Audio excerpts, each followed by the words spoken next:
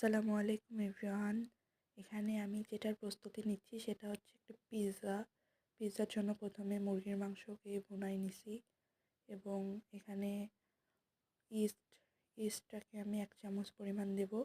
এছাড়া ওখানে পেঁয়াজ ক্যাপসিকাম আমি কেটে রেখে দিয়েছি, সাথে কয়েকটি গোলমরিচ।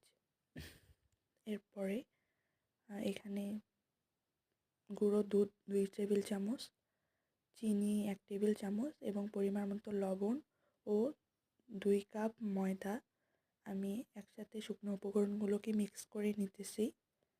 এরপরে এখানে আমি কুসুম গরম পানি আস্তে আস্তে অল্প পরিমাণে মিক্স করব, একটি নরম ডো তৈরি করে নিব।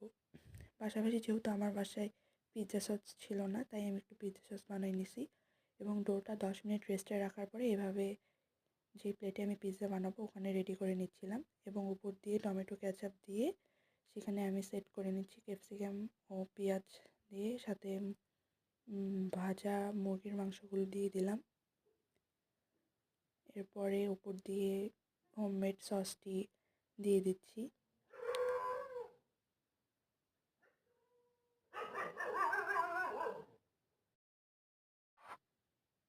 এরপরে পিৎজা সসটা দেওয়া হয়ে গেলে এখানে আমার পিৎজাটা মোটামুটি রেডি।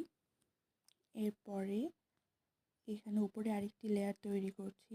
সসের উপরে আবার একটি লেয়ারের মধ্যে প্রথমে সস দিয়ে ক্যাপসিকাম রেডি করে ভেজে রাখা মাংসগুলো দিয়ে দিলাম।